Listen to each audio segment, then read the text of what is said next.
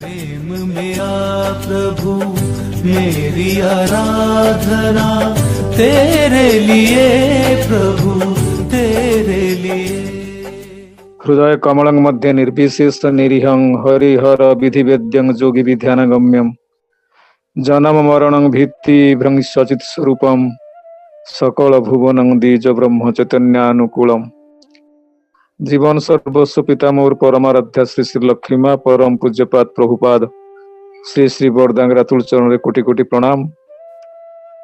परम पूज्यपाद श्री श्री आचार्य देव श्रीपाद पद्म रे कोटि कोटि प्रणाम। इष्ट परिवार समस्त श्रीपाद पद्म रे आभूमि प्रणिपात। आज वर्चुअल सत्संग जहाँकि नवरंगपुर सत्संग विहार अनुकूल्य रे अनुष्ठित चली संचालन दायित्व आम मान समस्त परम श्रद्धेय पूज्य अशोक कुमार त्रिपाठी दा मोर जय गुरु संजयीकरण होता परम दयाल श्री श्री ठाकुर भूत पांजाधारी कर्मीवृंद गुरुव्रता स्नेमयी मातृमंडली साधु सज्जन मंडली समस्त मोर भरा प्रणाम जय गुरु निवेदन करे। मोर परम सौभाग्य जे आज संध्यारे परम दयाल श्री श्री ठाकुर को अनुभव कर उपभोग कर एक अपूर्व सुजोग लाभ करिछि। ए सुजोग टी आमर पूज्य डाक्तर दा जगत बंधु दा एवं आमर काली प्रसाद पट्टनायक भाई पाखे कृतज्ञ। परम दयाल श्री श्री ठाकुर दिव्य सत्संग आम मैंने समस्ते अंतत को जन्मर कौन भाग्यर फल के जानी किंबा जन्म जन्मांतर धरी निश्चित भाव किसी स्वीकृति थिला जे किसी नहले भी ये जन्मर अंतत गोटे नहीं अंतत किसी समय अतिबाहित कर गोटे अपूर्व सुजोग लाभ करिछु। आउ परम दयाल श्री श्री ठाकुर कथा आपण मान भली विज्ञ प्राज्ञ लोक मान पाखे जे कौन रखा जाई पारे से भली ज्ञान बुद्धि बोध मोर अंतत नहीं जा देके आपण मानकू अनुग्रहित करी परम दयाल श्री श्री ठाकुर श्रीपाद पंकज को बरंग आपण मान पाखरु आपण मानकर निष्ठा विश्वास भक्ति भल पाइबा ये समस्त ही प्रणिधान योग्य आपण मान समस्त ज्ञानी गुणी लोक। तेबे जा हो आज किसी आलोचना रखा जो निर्देश कही रखे तांकर दया करुणा व्यतिरेक मनुष्यर ए जगत रे किसी भी संभव नुआ हो। पुणी ये तो अति दुसाध्य व्यापार तांकरी कथा पुरुषोत्तम थाकेन धराए संचारणार अधिकार आर कार थाकते पारे एमन केउ थाके ना आर जेते बेले तांकरी लीला चली थाए आउ किए तांको संचालना कर दबो ये तो संभव नुह। अलेक्सिस कैरेल कहते गोटे कथा if we define him we will limiting him if we are determining him we are neglecting him of him he is. तांको किछि कथा भितरे किछि संज्ञा भितरे किछि माने अनुमान भितरे परिप्रकाश कर दिया जाए तारे तांको लिमिट कर दिया जिवो कारण असीम जी अनंत असीम जी तांको जते सीमार थिबा जने मनुष्यटा प्रकाश करूची से निश्चित भाव रे ए सीमार थिबा किछि कथा सीमार थिबा किछि ज्ञान सीमार थिबा किछि बोध ता भितर दे परिप्रकाश जहा किंतु से तो अनंत असीम तांको सीमा भितर गाणिया संभव नुह। आ जदि डिटरमाइन भी कर दउ ना श्री ठाकुर होचंती ईश्वर भगवान पुरुषोत्तम सद्गुरु इत्यादि ताहले भी अनेक किछि कथा बात पड़ी जीवो कारण आम मानकर ये पुरुषोत्तम बोली आमे तांकु ही कहूँ ठाकुर बोली तांको भावुछु ईश्वरंकर मूर्त प्रतीक बोली आमे से तांकु देइछु कौन से प्रकार गोटे जो आख्यायित करिछु आमे आमर आकलन आमर दृष्टि जेते बाट पन जाइछि आमर ज्ञान बुद्धि बोध ताकु पाथे करिकरी आमर किछि तांको प्रति उक्ति किंतु परम दयाल श्री श्री ठाकुर जे तांकर 1966 मसीह ठाकुर प्रश्न करथिले जने भाई जे ठाकुर आपणकर भक्त मन आपण ईश्वर भगवान पुरुषोत्तम सद्गुरु इत्यादि कहंती आउ आपणक मुहरे कहंतु आपणक प्रति मीमांसा कौन।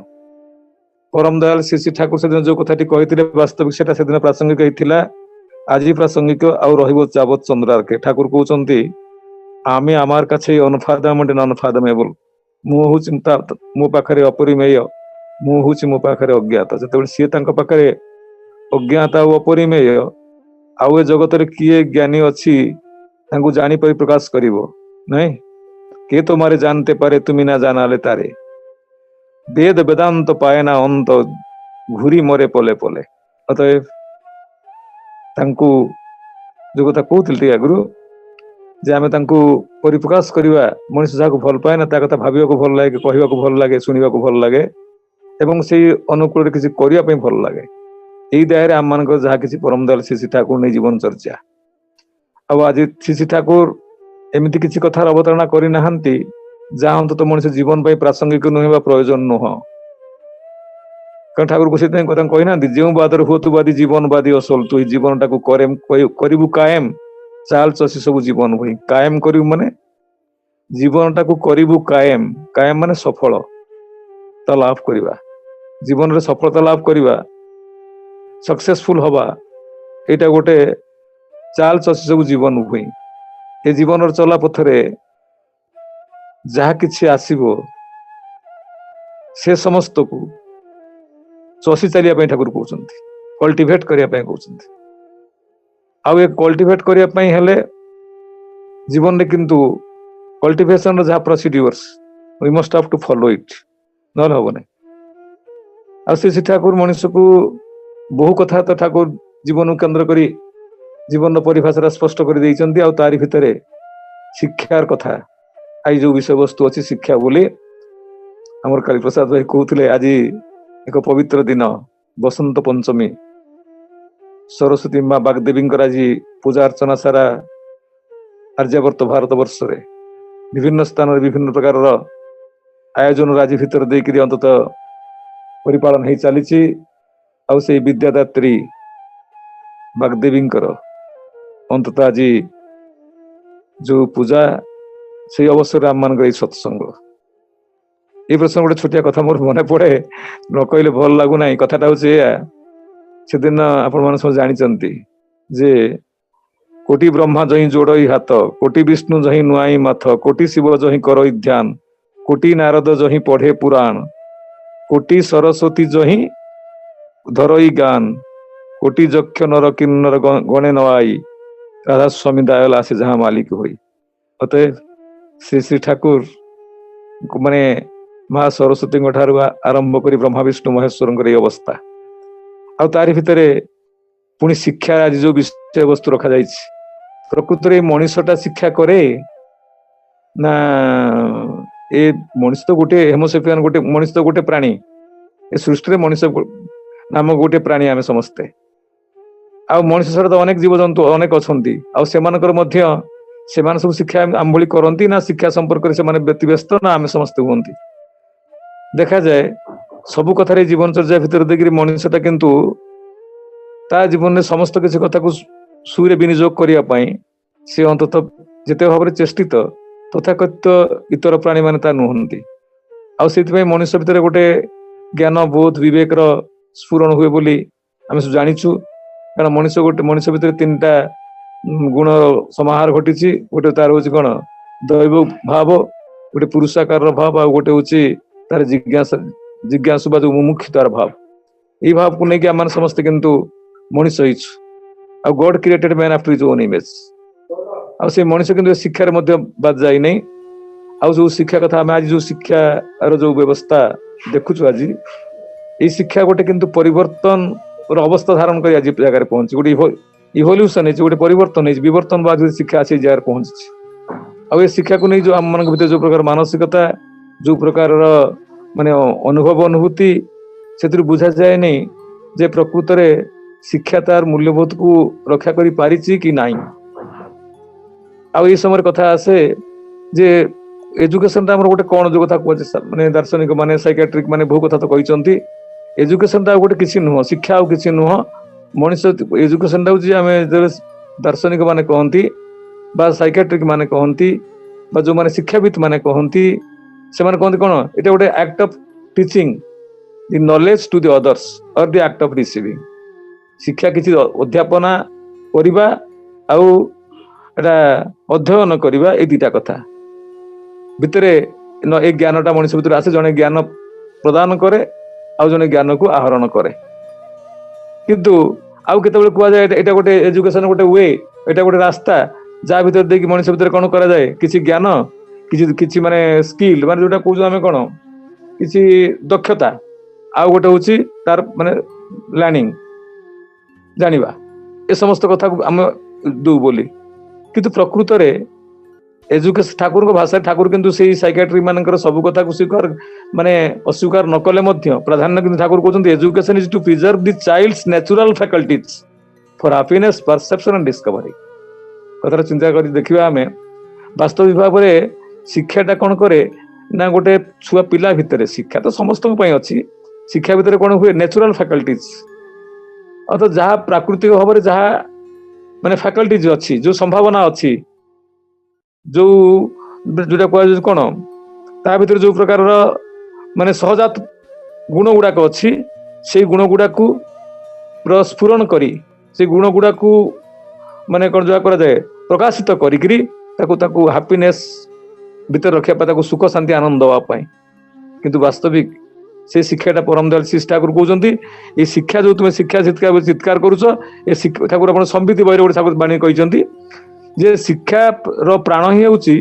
ଜୀବନ୍ତ ଆଦର୍ଶରେ ଏକନିଷ୍ଠ ତତ୍ପରତା, ଶରୀର ଓ ମନର କେନ୍ଦ୍ରାୟିତ ସକ୍ରିୟ ସେବା ପ୍ରବଣ ଆତ୍ମନିବେଦନ। ଏହା ବାଦ ଦେଇ ଯାହା ଶିକ୍ଷା, ତା ଯାହା ବି ହେଉ, ଯେପରି ବି ହେଉ, ଆଉ ଯେତେ ବଡ ବି ହେଉ, ଅବିନ୍ୟସ୍ତ, ଅମାର୍ଜିତ, ବିକ୍ଷିପ୍ତ, ଉତ୍ପଳ ଖଣ୍ଡବତ ଏବଂ ସମାଜର ବିସ୍ଫୋରଣୀ ସମ୍ବେଦକ, ଠାକୁର କହୁଛନ୍ତି। ଏଇଥିପାଇଁ ଆମମାନଙ୍କ ଯୋଉ ଶିକ୍ଷାର କଥା, ଆଗରୁ ଯୋଉ ଶିକ୍ଷା ସବୁ ଥିଲା, ଆମେ ଆଜି ଏତିକି ତାକୁ ପର୍ଯ୍ୟାଲୋଚନା କରି ଦେଖିବା। ଯୋଉ ଶିକ୍ଷା ଥିଲା କଣ ଆଗରୁ, ଯୋଉ ଟ୍ରାଡିସନାଲ ଏଜୁକେସନ ଆମର ଯାହା ଆଗରୁ ଥିଲା ସବୁ, ସେ ଭିତରେ ଥିଲା କଣ, ଯେ ଗୁରୁ ମାନେ ଗୁରୁକୁ ଯାଉଥିଲେ ଶିକ୍ଷା କରିବା ପାଇଁ। ଆଜି କିନ୍ତୁ ଗୁରୁ, ଯିଏ ଶିକ୍ଷକ ବା ଗୁରୁ, ସିଏ ଆଜି ଶିକ୍ଷା ଦବାକୁ ଆସୁଛନ୍ତି କୋଉ ଶିଷ୍ୟ ଘରକୁ, ନାଇଁ। ଆଉ ସେତେବେଳେ ଥିଲା କଣ, ଯେ ଗୁରୁଙ୍କ ପ୍ରତି ଯୋଉ ଗୋଟେ ଆମର ଯୋଉ କଥା ଥିଲା କଣ, ଆମେ ସମସ୍ତେ ଚିନ୍ତା କରି ଦେଖିବା, ଯଦି ସେ ଗୁରୁକୁଳରେ କଣ ହଉଥିଲା, ପିଲା ଜନ୍ମ ହେଲା ପରେ ତାର ମାନେ 5 ବର୍ଷ ତା ଯେତେବେଳେ ସେ ପିଲାଟା ବିଦ୍ୟା ଆରମ୍ଭ ହୁଏ, ବାପା ମା ନେଇକି ଛାଡନ୍ତି କୋଉଠି, ଗୁରୁଙ୍କ ପାଖରେ ପିଲାଟାକୁ ଛାଡନ୍ତି। ଆଉ ପିଲାଟା ଗୁରୁଙ୍କ ପାଖରେ ଯାଇ ସେଠି ପହଞ୍ଚିଲା ପରେ ଗୁରୁଙ୍କ ସହିତ ରହି, ନାଇଁ, ସେ କଣ କରେ ନା ଶିକ୍ଷା ଆହରଣ କରେ, ଗୁରୁଙ୍କର ସେବା ଯତ୍ନ ଏ ସମସ୍ତ କିଛି କଥା କରିବା ସହିତ, ଗୁରୁଙ୍କର ପ୍ରତ୍ୟେକଟି ପ୍ରୟୋଜନକୁ ପୂରଣ କରିବା ସହିତ, ଗୁରୁଙ୍କର ଦିନଚର୍ଯ୍ୟାକୁ ଲକ୍ଷ୍ୟ କରି ଏବଂ ଗୁରୁ କିଛି କଥା ଯୋଉ ଶିକ୍ଷା ଦିଅନ୍ତି ତାକୁ ଅତି ଆଗ୍ରହ ସହକାରେ, ଯତ୍ନ ସହକାରେ ପିଲାଟା ପରିପାଳନ କରେ। ଏବଂ ତାର ଶିକ୍ଷା ଶେଷ ହେଇଯାଏ, ସେତେବେଳେ ସମାବର୍ତ୍ତନ କଥା ଅଛି। ଗୁରୁ ତାକୁ ଏଲାଉ କରନ୍ତି ଯେ ତୁ ସଂସାରକୁ ଯା, ତୁ ଗଲା ପରେ ଗୃହସ୍ଥ ଆଶ୍ରମ ପରିପାଳନ କରିବୁ, ତୋର ଦାମ୍ପତ୍ୟ ଜୀବନ ହବ, ତୋର ମାନେ ଗୋଟେ ପରିବାର ତିଆରି ହବ, ଆଉ ସମାଜ ରାଷ୍ଟ୍ର କଥା ତ ଅଲଗା। ଅତଏବ ଏଇ ଯୋଉ ସେ ଯାଆନ୍ତି, ଆଉ ତାରି ଭିତରେ କଣ ଥାଏ ଠାକୁରଙ୍କ କଥାରେ, ଯେ ଶିକ୍ଷକ ଶିଷ୍ୟ, ଆଉ ଗୋଟେ ହଉଛନ୍ତି ଶିକ୍ଷକ ଶିଷ୍ୟ ବା ଛାତ୍ର ଯାହା କହୁ ଆମେ, ଆଉ ଗୋଟେ ହଉଛନ୍ତି କଣ, ଯେ ଆମର ହଉଛି ଶିକ୍ଷକ, ଆଉ ତା ପାଖରେ ଥିଲା ଆଦର୍ଶ, ନାଇଁ। ଆଦର୍ଶବାନ ଶିକ୍ଷକ ଯିଏ ପ୍ଲେନ ଲିଭିଂ ଆଉ ହାଇ ଥିଙ୍କିଂ ଯାହାର ଅଛି, ପ୍ଲେନ ଲିଭିଂ ଏବଂ ହାଇ ଥିଙ୍କିଂ ତାକୁ କୁହାଯାଉଛି କଣ, ଶିକ୍ଷକ ବୋଲି ଠାକୁର ଗୋଟେ କଇ ଜାଗାରେ କହିଛନ୍ତି। ତାକୁ ସୁନ୍ଦର ବାଣୀ ଭିତରେ କହୁଛନ୍ତି, ଆଗ୍ରହ ଆଉ ଅନୁଗ୍ରହ ଛାତ୍ର ଶିକ୍ଷକର ମୂଳ ଧନ, କୃତିଚର୍ଯ୍ୟୀ ଅନୁଗତି ବିଦ୍ୟାସତ୍ତା କରେ ସୃଜନ। ଆଗ୍ରହ ପିଲାର, ଅନୁଗ୍ରହ ହଉଛି ଶିକ୍ଷକଙ୍କର, ନାଇଁ। ଆଉ ଛାତ୍ର, ଏଇଟା ଛାତ୍ର ଶିକ୍ଷକର ମୂଳ ଧନ। ଯଦି ଯିଏ ଶିଖିବ ତାର ଆଗ୍ରହ ନାହିଁ, ଆଉ ଯିଏ ଶିକ୍ଷା ଦବ ତାର ଅନୁଗ୍ରହ ମଧ୍ୟ ନାହିଁ, ତାହେଲେ ଏଥିରେ କଣ ହବ ନା, ଏଇ ଯୋଉ ସେମାନଙ୍କର କଣ ହବ ନା, ଯେତେ ଯାହା କିଛି ଶିକ୍ଷା ହଉନା କାହିଁକି, ସେ କିନ୍ତୁ ଶିକ୍ଷା ତ ହବ ନାହିଁ, ବରଂ ଶିକ୍ଷା ନାମରେ ଆଉ କେତେ ଗୁଡିଏ ବିକୃତିକୁ ଡାକି ଆଣିବାଟା ହବ। ତେଣୁ ସେଥିପାଇଁ ଶ୍ରୀ ଠାକୁର କହୁଛନ୍ତି ଯେ ବିଦ୍ୟାଳୟ ପୁଅ ଝିଅ ଯେତେ ବି ବିଦ୍ୟା ଶିଖୁନା, ଘରର ବିଦ୍ୟା ନହେଲେ ଭଲ ଶିଷ୍ଟ ସ୍ୱଭାବ ହୁଏ ନା। ଠାକୁର ଏଇ ଘରର ବିଦ୍ୟା ଶିକ୍ଷାଟା ଦେଇଛନ୍ତି। ଆମେ ସବୁ ଶିକ୍ଷା କରିବାକୁ ପିଲାମାନେ ଯାଆନ୍ତି, 5 ବର୍ଷରୁ ଆମେ ପିଲାଟାକୁ ଶିକ୍ଷା କରିବାକୁ ପଠଉ। ଠାକୁର କିନ୍ତୁ କହୁଛନ୍ତି ଗୋଟେ ପିଲାର ଶିକ୍ଷା ଶେଷ ହେଇଯାଇଥାଏ କେତେ 5 ରୁ 7 ବର୍ଷ ଭିତରେ, କିନ୍ତୁ ଆମେ ତାକୁ ପଠଉ ସ୍କୁଲକୁ ପାଠ ପଢିବାକୁ 5 ରୁ 7 ବର୍ଷ ଭିତରେ। ଶିକ୍ଷାର ମୂଳ ଭିତ୍ତିଟା ହେଲା କଣ କି, ମାନେ ପିଲା ଭିତରେ ଥିବା ଗୋଟେ ସହଜାତ ଗୁଣ ଗୁଡା ଯାହା ଅଛି ତାର ପରିପ୍ରକାଶ, ଆଉ କିଛି ନୁହଁ। ମଣିଷର ଯୋଉ ଏଜୁକେସନ ଦିଟା ତାର ହଉଛି ମାନେ କଣ ୟାଡଷ୍ଟିକ ଅଛି, ଦିଟା ମାପକାଠି ଅଛି, ଗୋଟେ ହଉଛି କଣ ହାବିଟ, ଆଉ ଗୋଟେ ବିହେଭିୟର। ଅତଏବ ମଣିଷର ଅଭ୍ୟାସ ଆଉ ଗୋଟେ ତାର ବ୍ୟବହାର, ଏଇ ଦିଟା ହିଁ ବାସ୍ତବ ଭାବରେ କଣ କରେ, ପିଲାଟାକୁ শিক্ষিত করে। ঠাকুর বলে অভ্যাস ব্যবহার যার যেমন্তর শিক্ষাও তার জানিস তেমন্তর। যার অভ্যাସ ব্যবহার যেମିତି তার শিକ୍ଷା ମଧ୍ୟ ଜାଣିବ ତୁମେ ସେଇଭଳିଆ। ଠାକୁର କହୁଛନ୍ତି ଏଇ ଅନ୍ତର୍ନିହିତ ଗୁଣବତ୍ତାଟାକୁ ଯଦି ପ୍ରକାଶିତ କରିବ, ଆଉ ସେଇ ଗୁଣବତ୍ତା ପ୍ରକାଶିତ ହେବା ପାଇଁ ତାର ଯୋଉ ହାବିଟ, ତାର ଯୋଉ ଅଭ୍ୟାସ, ଏଇ ଅଭ୍ୟାସଟା କେମିତି ହେଲା? ପିଲାଟା ଆଜି ମିଛ କହୁଛି, ବା ପିଲାଟା ଆଜି ମାନେ ରାଗି ଉଠୁଛି, ବା ପିଲାଟା ଆଜି କିଛି ମାନେ ଚୋରି କରୁଛି, କିଛି ଖରାପ ଗୁଣ ଦେଖାଗଲା। ତ ଏଇ ପ୍ରସଙ୍ଗରେ ଗୋଟେ ଛୋଟିଆ କଥା ମୋର ମନେ ପଡେ। ଆପଣ ରାଣା ପ୍ରତାପ ଜାଣିଛନ୍ତି? ରାଣା ପ୍ରତାପ ମାନେ ପ୍ରବଳ ପ୍ରତାପ ରାଣା ପ୍ରତାପ ଯୋଉ ଥିଲେ ରାଜା, ସିଏ ଥରେ ଆଗରୁ ସବୁ ମାନେ କଣ କରୁଥିଲେ, ଯୋଉ ମାନେ ଆମର ରାଜା ମାନେ ସବୁ କଣ କରୁଥିଲେ, ପ୍ରଜା ମାନେ କେମିତି ମଙ୍ଗଳରେ ଅଛନ୍ତି କି ନାହିଁ, ମାନେ ଭଲରେ ଅଛନ୍ତି କି ନାହିଁ, ସେମାନେ ସବୁ ଅନ୍ଧାରି ବିଜେ କରୁଥିଲେ ଏବଂ ଛଦ୍ମ ବେଶରେ ସେମାନେ ବୁଲୁଥିଲେ। ଦିନେ ରାଣା ପ୍ରତାପ ବୁଲାବୁଲି କରୁଛନ୍ତି ଏଇଭଳି ଗୋଟେ ନଦୀ କୂଳରେ, କିଛି ଗାଈ ଆଳ ପିଲା ଗାଈ ଚରଉଛନ୍ତି ଏବଂ ସେମାନେ ଦେଖୁଛନ୍ତି ଯେ ଗୁଡାଏ ଗାଈଆଳ ପିଲା ସେମାନେ ଏକାଠି ହେଇଯାଇଛନ୍ତି ଗୋଟିଏ ଜାଗାରେ, କଣ ଦେଖୁଛନ୍ତି? ଇଏ ମଧ୍ୟ ଯାଇକି ସେ ଦେଖିଲେ କଣ ଦେଖୁଛନ୍ତି। ଗୋଟେ ଗଛ ଉପରେ ଚଢିକି ଦେଖିଲେ ଯେ ଗୋଟେ ଗାଈ କଣ କରିଛି, ଗୋଟେ ଯୋଉ ବାଡକୁ ଭାଙ୍ଗି ବାଡ ଭିତରେ ମୁଣ୍ଡ ଗଳେଇ ଦେଇଛି, ଆଉ ସେ ମୁଣ୍ଡଟାକୁ ସେ ବାହାର କରିପାରୁନି। ନା ଏପଟକୁ ଯାଇପାରୁଛି ନା ସେପଟକୁ ଯାଇପାରୁଛି। ପିଲାମାନେ ବି ବ୍ୟସ୍ତ ହେଇ ପଡୁଛନ୍ତି। ଯାହାର ଫସଲ, ସେ ଫସଲ ନଷ୍ଟ କରିବା ବା ଫସଲ ବାଡ ଭାଙ୍ଗିବା, ଏ ଉଭୟଟା ହିଁ ତାଙ୍କ ଭିତରେ ଭୟ ସୃଷ୍ଟି କରିଛି। ତା ଭିତରୁ କିଛି ପିଲା କହୁଛନ୍ତି କଣ କରିବା, କେମିତି ବାହାରିବା, ଚାଲ କାହାକୁ ଡାକିବା, ନହେଲେ ବାଡ ଭାଙ୍ଗିଦବା, ବାଡ ଭାଙ୍ଗି ଗାଈଟାକୁ ବାହାର କରି ଆଣିବା।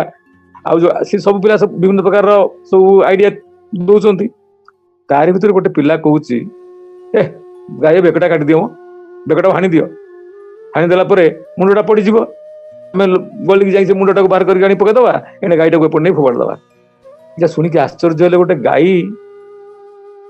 ମୁଣ୍ଡ ଭର୍ତ୍ତି କରିଦେଇଛି ଗୋଟେ ବାଡ ଭିତରେ, ଆଉ ତା ପାଇଁ ଏ ପିଲାଟା ଭିତରେ ହଠାତ୍ ସେ ଗୋଟେ ଡିସିସନ କଥା କହିଦଉଛି, ତା ମୁଣ୍ଡଟାକୁ କାଟିଦିଅ।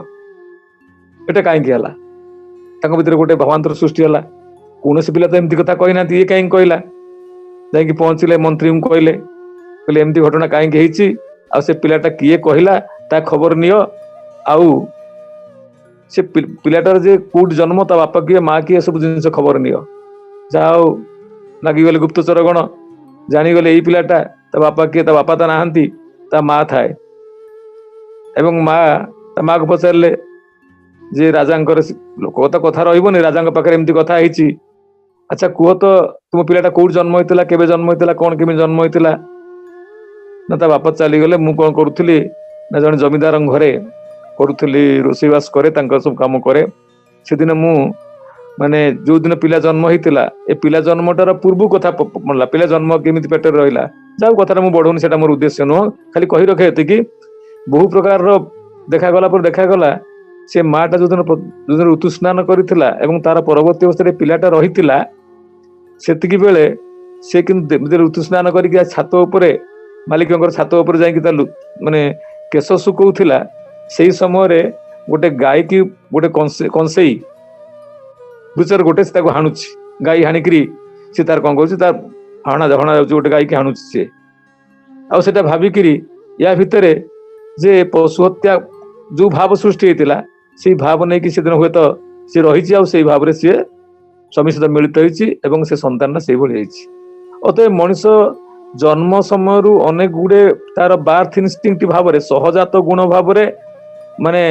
ତାର ବଂଶ ପରମ୍ପରା କ୍ରମରେ, ତାର ରକ୍ତଧାରା ଭିତରେ ଅନେକ ଗୁଡେ ଗୁଣବତ୍ତାକୁ ସିଏ ନେଇକି ଆସିଥାଏ। ଆଉ ସେଇଟା ପରବର୍ତ୍ତୀ ଅବସ୍ଥାରେ ଶିକ୍ଷା ମାଧ୍ୟମରେ, ପରିବେଶର ପ୍ରଭାବ ମାଧ୍ୟମରେ କିଛି ଫୁଟି ଉଠେ, ନାଇଁ କି? କିନ୍ତୁ ରିଏଲ ଏଜୁକେସନ, ଠାକୁର କହୁଛନ୍ତି ରିଏଲ ଏଜୁକେସନଟା ସେଇଆ ଯେ ସେଇ ତା ଭିତରେ ଥିବା ସମ୍ଭାବନା ଗୁଡାକୁ ଆମେ ଫୁଟେଇ ତୋଳିବା। ଖାଲି ପିଲା ନୁହଁ, ପ୍ରତ୍ୟେକଟି କଥା। ଯିଏ ଶିକ୍ଷକ ମଧ୍ୟ ଶିକ୍ଷା ଦବ, ବାପା ମା ମାନେ କଥା କୁହାଯାଉ, ପ୍ରଥମ ଶିକ୍ଷକ ବାପା ମା, ସେମାନଙ୍କର ଚାଲିଚଳନ, ଆଚାର ବ୍ୟବହାର, କଥାବାର୍ତ୍ତାକୁ କିନ୍ତୁ ପିଲାମାନେ ଦେଖୁଥାନ୍ତି, ଅବଜର୍ଭ କରୁଥାନ୍ତି। ଆଉ ସେ ଶିକ୍ଷାଟାକୁ ମଧ୍ୟ ଆମେ ନେଗ୍ଲେକ୍ଟ କରୁ। ଖାଲି କେତେ ଗୁଡିଏ ତଥାକଥିତ ଯୋଉ ଜ୍ଞାନ ଦେଇଦବା, କିଛି ଇନଫରମେସନ, କିଛି ମାନେ ଆମ ପାଖରେ ଅଛି, ସେଇ ଜ୍ଞାନରେ ଆମେ ଗୁଣରେ ରହିଯାଉଛୁ। ଠାକୁର କିନ୍ତୁ କହୁଛନ୍ତି ଯେ ହାବିଟ ଆଉ ବିହେଭିୟରକୁ ଯେଭଳି ଭାବରେ ନିୟନ୍ତ୍ରିତ ହେଇପାରେ ଯାହାର ଯେତେ, ସିଏ ତ ପାଠ ପଢି ନାହିଁ, ତଥାକଥିତ ଡିଗ୍ରୀ ଡିପ୍ଲୋମା ତାର ନାହିଁ, କିନ୍ତୁ ପ୍ରକୃତରେ ତା ଭିତରେ ହେଇଛି କଣ ନା ସିଏ ହଉଛି ଏଇ ଯୋଉ କଥା କହୁଥିଲି ଯେ ଆମର ତା ଭିତରେ ଏଭଳି ଗୋଟେ ବ୍ୟବହାର ଅଛି ବା ଏଭଳି ଗୋଟେ ବୋଧ ଅଛି ଯୋଉ ବୋଧଟା କି ତା ଭିତରେ ସୃଷ୍ଟି କରିଛି କଣ ମାନେ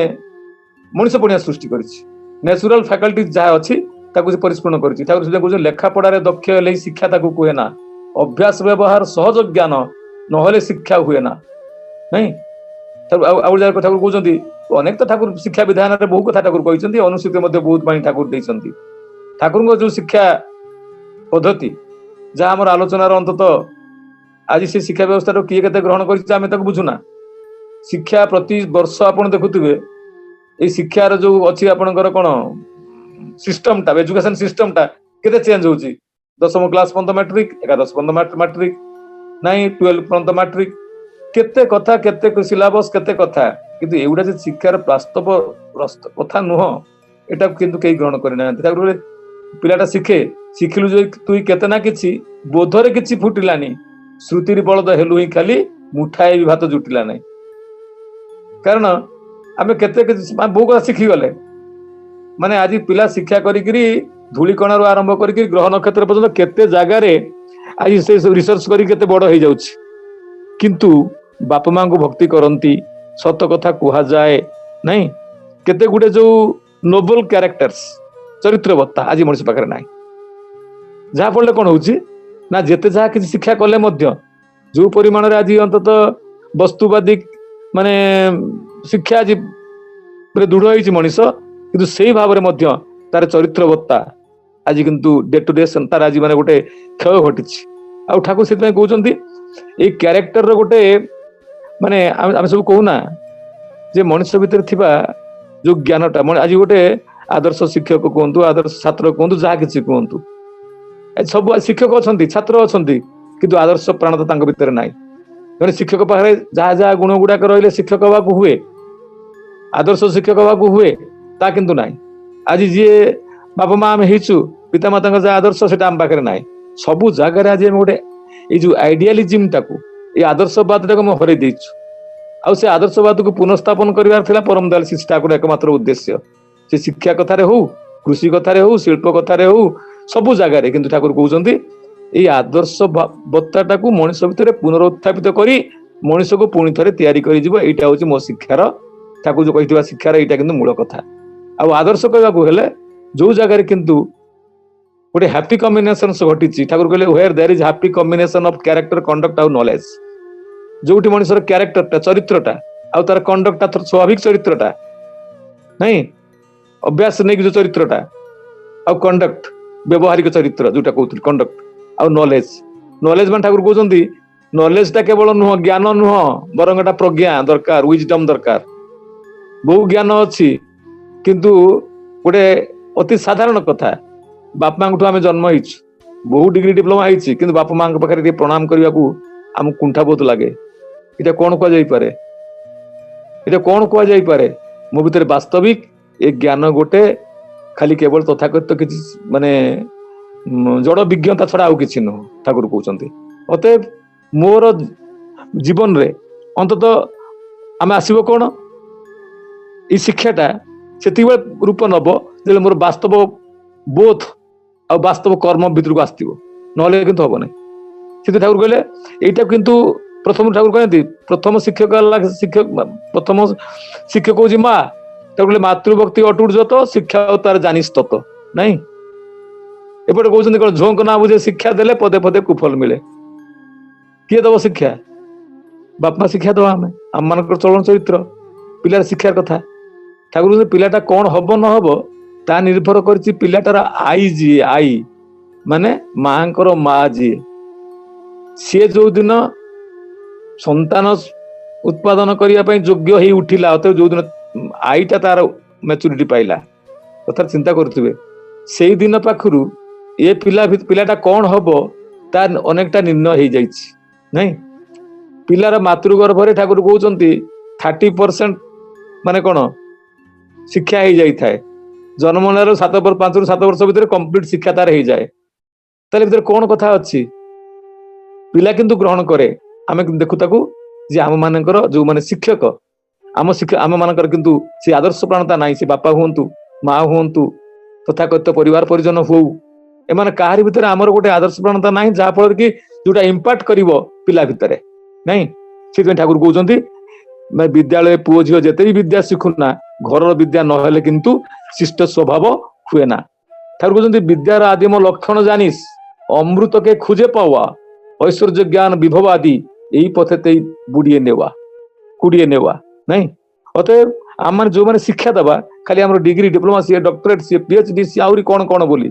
आम भाव शिक्षकता भितर ठाकुर दायित्व भरा जा कि तार सवार सारा शिक्षकता इष्ट निष्ठ स्वभाव छाड़ा शिक्षकता बर्बरता ठाकुर बाणी देना कहा पथर कहार ना पछरे केते डिग्री डिप्लोमा लागिची ठाकुर सुंदर बाणी भितर कहउछंती उपाधि जादेर व्याधि होय कांड ज्ञान के करछे नष्ट शिक्षक नेता नय को तारा एक कथा जानिस खानपी स्पष्ट नहीं। ये जो आमर ठाकुर उपाधि देखई उपाधि देखई शिक्षार हिसाब करले किंतु ठकबी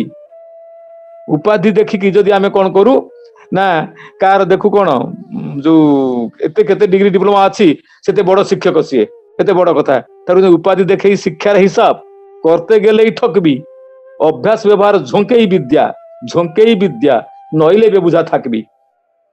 नहीं। जदि शिक्षक जी तार अभ्यास व्यवहार झोंक जहा सेटा बोझे दब जे किभली पिलाटा हबो बोली पिलार प्रति अनुग्रह नहीं। आज तो शिक्षक क्षमा करेंगे आज तो शिक्षक छात्र कथा देखिले न कहले भल आज शिक्षक आ छात्र आमर जो अवस्था ये कमर्शियल गोटे अवस्था केते भावरे केमिति भावरे केते टंका दबो कौन करिवो किंतु ठाकुर आसिक कहउछंती प्रथम कथा हला जे सबुठारु दायित्ववान कथा होची कोन ना आमे ए शिक्षाटा को माने एभली गोटे आग्रह उद्दीपना नहीं आमे शिक्षा दबार कथा इम्पाक्ट करिवार कथा आ सेति पई ठाकुर कहउछंती एटा काहे के जानिछ ए जो वेस्टर्न सिविलाइजेशन पाश्चात्य शिक्षाटा आज बहु भाव प्रभावित करछि आम मानकर शिक्षा व्यवस्था को आम मानकर शिक्षा व्यवस्था जते बेले आपणी नेबाटा आरंभ करेनि पाश्चात्य देश मानकरे कि पाश्चात्य देशर जो माने उग्र सभ्यता आज आमको एभली भाव माड़ी बसी जहाँ फल कि आम कौन करुचु ना आज आम निजर अस्तित्व आम हरई देलुनी नहीं। अतएव श्री ठाकुर कहते civilisation is a disease ultimatum of which is death ए सभ्यता गोटे रोग तुम पाखरे जार शेष पर्यंत मृत्यु होई सभ्यता नाम आम आज एते असभ्य हो ठाकुर यार एकमात्र कथा है कौन जो दिन आरंभ हो गला ये सहशिक्षा कथा ठाकुर कहते आज सहशिक्षा प्रोत्साहित करुँच खाली सहशिक्षा नुह जे पुरुष तार वैशिष्ट्य बड़ स्त्री तार वैशिष्ट्य कई बड़ सान नुहति समस्ते समान किंतु माने यार स्त्री तार वैशिष्ट्य बड़ पुरुष तार वैशिष्ट्य बड़ पुरुष संगे स्त्री समान हो पार नहीं कारण यार चिंता चेतना यार भाव भावना यार माने शारीरिक अवस्थिति शारीरिक जो प्रकार गठन ता किंतु पुरुष संगे समान नुह ए सृष्टि रे किंतु माने से पॉजिटिव नेगेटिव कथा कहतु से पुरुष और स्त्री जहाँ केन्द्र कर गोटे संतान जन्म निए आउ रेतधारा पितृकुष्ठीर भावटा को लेकिन अंत से किसी ज्ञान गुण को सी नहीं आसी थाए अतएव जहाँ माध्यम देकी आसी थाए जो गुणवत्ता को लेकिन आसी थाए तार वास्तव स्फुरण जिते बड़े पर्यंत न घटी आ बेसी डेटोरेशन होची ठाकुर कहना अरे पागला देखी ना कि नरक निशाण उड़े केउठी गोटे प्रधान नमूना देख विद्यालय सहशिक्षाटी नहीं आई जो को एजुकेशन आम कहूँ ठाकुर कहते को एजुकेशन टा सहशिक्षाटा जो दिन आरंभ है से दिन पाखु शिक्षार गुणवत्ता गुड़ाक मनीष विद्यालय पुओ झील जिते भी विद्या शिखुना ना कहते विद्यालय एका साथी पुओ झील एका साथी करले पढ़ाशुना हेउ बा न हेउ हुए कामर उपासना एटा गोटे बायोलॉजिकल नीड से जीवे कुमारी एक बड़ हले पुरुष छूते नहीं ठाकुर कहते विवाह पूर्व गोटे स्त्री पाखे उपरे अन्य पुरुष छाप पड़ो नहीं ता मन रे एवं से तार निर्मल भाव भीतर देख रहिले विवाह पर तार से कौन करिवो ग्रहण करिवो तार स्वामी को जो कथा कहते गुरुकुल आश्रम कथा गुरुकुल जाए शिक्षा ग्रहण करुले से शिक्षार से सबुरे सिद्धहस्त होते गृहस्थ आश्रम जी जार वैशिष्ट्य माफिक किए कृषि काम करुला किए माने अध्यापना माने कर शिक्षा करुला किए तो माने शिल्प कथा बुझुला अतः वैशिष्ट्य को लेकिन जो शिक्षा दक्ष उठला घर को फेरी आसुले से माने बापा माँ ठारू आरंभ करी अनेक गुड़े किंतु सुकन्या अपेक्षा कर रोते विवाह करेंगे से भाव थे